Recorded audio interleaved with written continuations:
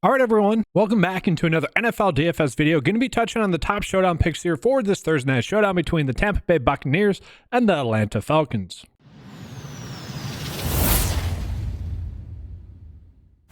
Now, the nice thing about this game is it's projected to be a close-scoring game and just kind of your typical standard NFL game at about 43.5 for the point total. In terms of the injury report, the biggest news that we are waiting on that I think will drastically or could potentially drastically change the whole slate is the news on the Atlanta Falcons. But John Robinson, I expect to be good to go. I expect his normal workload to be there.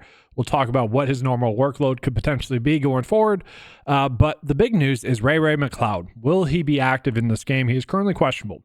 He's been someone that's been playing about 100% of the snaps the last 3 weeks since week 1 against Pittsburgh. And so if he is out, we're probably, that's where we would be getting the value. If he's active, he's probably going to be someone that we are still getting value on. And then for the Bucs, receiver-wise, we could be getting some value as well. We need an update on McMillan. Is he going to be active? Is Trey Palmer going to be active? He's currently questionable, non-participant. And then you also have Cameron Johnson, who's currently questionable as well. All three of those guys, good play if the other one sits. So Palmer would get work if McMillan's out. If Palmer's out, Johnson would get work, but also you have Sterling Shepard there, who Sterling Shepard's a solid football player, and he could be someone that presents elite value for us on this slate. And DraftKings did a decent job, I would say, pricing those guys out, but at the same time, maybe not. Like, we could be looking at Sterling Shepard as someone maybe we even put in the captain spot to fit in the rest of the studs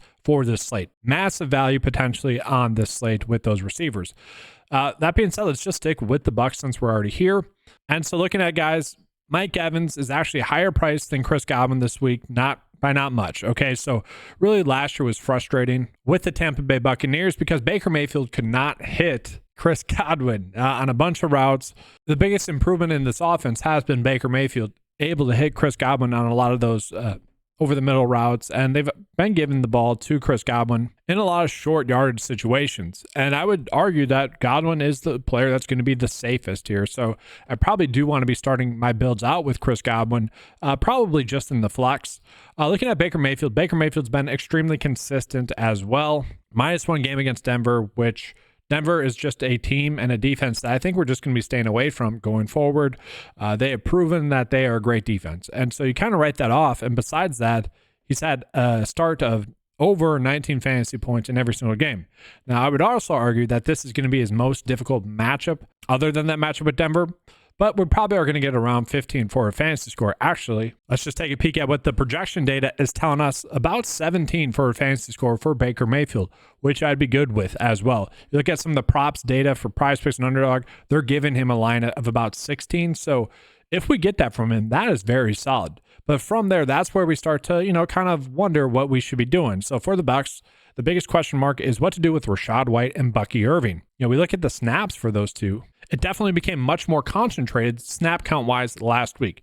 Now, Bucky Irving is someone that has looked great. I would argue as the season progresses, he will eventually take over as the top running back there, but they will still be in a split. White has looked fine. Like, White is someone that I kind of thought didn't look good really last year, and I would argue he's still what doesn't look great per se, but he's not bad. He does a lot of the things well that you would want a running back to do well as well. Kind of think of maybe even Zeke last year for the Patriots, where we know he's not like an elite athlete anymore for Zeke, but he keeps doing the things right. He's a good pass blocker, good safety valve for Baker Mayfield being Rachaad White now.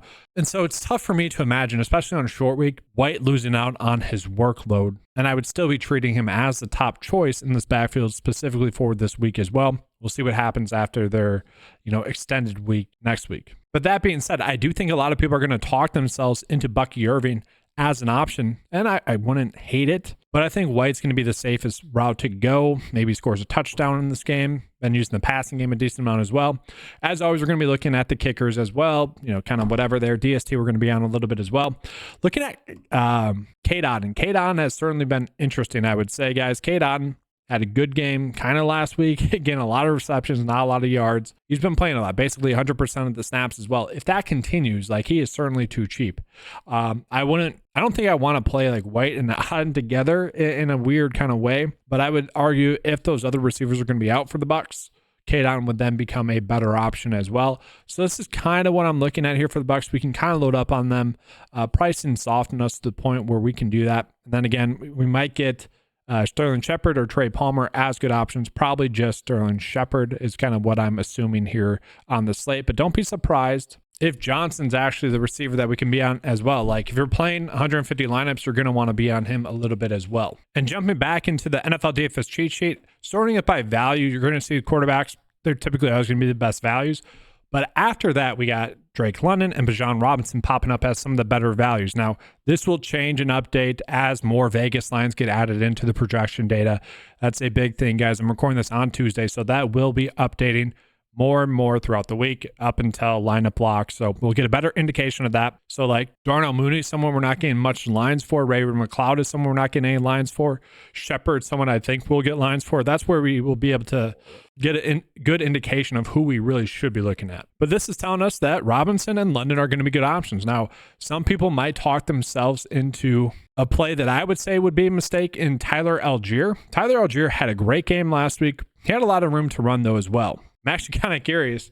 He's someone that could get fined potentially, like with his running style, because he was a hard-nosed runner. He didn't have any runs that I would argue should be fined last week, but you keep lowering your shoulder, eventually you might lower your head. There's a couple fines last week with Josh Jacobs and one other running back got some pretty major fines. I kind of think David Montgomery, if you guys watch the Monday night coverage, his big run, I could see David Montgomery actually getting a fine after that play. Algier, if he keeps doing what he's doing, he's going to get fined as well. But hard-nosed running, guys, that was the big thing. He was very difficult to take down, especially when he got up and into open field. But that's the biggest takeaway there from him is that a lot of his carries, he had a lot of room to run. He wasn't facing any stacked boxes. I think he actually has the lowest amount of touches in stacked boxes thus far this season. 8 men in the box, that is. So yeah, if that continues, that's great for Algier. And I think that's really why we saw Robinson not get as many snaps. Now we got to see the injury report on Robinson. If he's out for any reason, Algier would become an interesting play for sure. Algier would become like a lock play for sure, but we're just going to assume that's going to be Bijan Robinson. And I do want to point out the receiver snaps, guys. Very much going heavy on these three receiver sets between Drake London, Darnell Mooney, and Ray-Ray McCloud. Again, we're going to have some good value here. Let's touch on this. And so just right off the bat, like if Ray-Ray McCloud is indeed active in this game, he instantly is the best value, okay? Looking at the targets, guys, 7 targets, 3 targets, 5 targets, 7 targets, like that is pretty elite. And the thing about his targets is he has had design plays go to him like every single game, especially last week, really stood out to me kind of right out the bat. 2 easy receptions to him.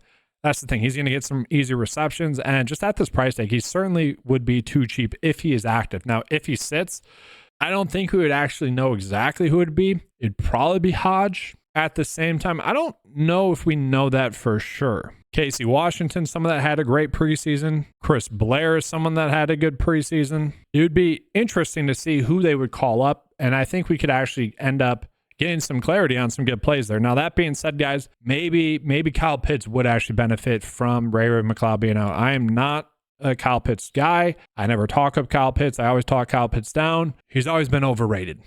And I think that given the terrible week that he had last week against the Saints, that could lead to him being a little bit undervalued by the industry. If Ray-Ray McCloud is out, I could be on him. But that's really the only scenario where I'm going to be on him. I think we're going to be pretty heavy on Drake London and Darnell Mooney. Now, Darnell Mooney, I have somewhat been treating as the top receiver in this offense. Now, that being said, I think I need to adjust that. I would call Darnell Mooney the 1B in this offense, Drake London 1A. Darnell Mooney's been heavily involved, though. 6 targets last week, 8 targets, 7 targets. Against Pittsburgh, the one thing that stood out to me is that he did need to get more targets. He was open a lot. And I think Kirk Cousins got that message because, yeah, he has been more involved. They need to connect a little bit more. Kirk Cousins did look sharp last week, though, so I do expect Mooney to have a decent game, even though it is kind of more of a difficult matchup. That being said, Mooney is someone I like a lot. And then we could easily get to like Kirk Cousins potentially. Like, we don't need to put Cousins in the captain spot. We could go Mooney or someone. But, like, right away, like, guys, it's going to be a super easy slate to make a good build. Now, the one concern that I have about this week is that we are going to be leaving a good play off the board. And like Robinson's going to be still a great option. I think people are going to talk themselves off of him. I don't think that's the correct answer. I think Drake London could be in for a good week as well. I want to call it that part of the reason as to why Tampa Bay is like looking like a tough matchup. I don't want to say they're not, But I also want to call out the fact that the Eagles had all their pass catchers out last week. Okay, obviously they're not going to look as good. So that's part of the equation there. So the issue with this slate is we're going to be potentially fading a really good play. But like there's just going to be so many routes for us to make good builds that I think we can end up on kind of the correct lineup path. I kind of worry about this slate just given the fact that typically we want to be targeting at least a kicker or DST in our builds. And I don't know if that's going to end up being the case. I could see that happening. Kickers can be very productive. It's part of the reason. That is the reason why I've been able to win 3 showdown GPPs thus far this season using the 9-to-5 lineup builder. So it's a unique slate because there's so many lineup paths that we can make, especially if that injury news kind of breaks the way that it's seemingly going to. Now, typically, guys, I would run out the lineup builder, show you guys the top lineup that way. I am recording this a little bit earlier. Again, the lineup builder works more with Vegas data, and as we get more data, that's going to be coming in. So we'll save that. Maybe I'll do a live stream on Thursday. We'll see. But that's going to be all for today's video. If you guys want access to the NFL DFS tools, head on over to 9to5sports.com. If you guys want access to the NFL DFS lineup builder, do the exact same thing. Head on over to 9to5sports.com. Get access to all the tools on the website for just $10 a month. Thanks for watching, guys. Good luck. And as always, let's keep cashing.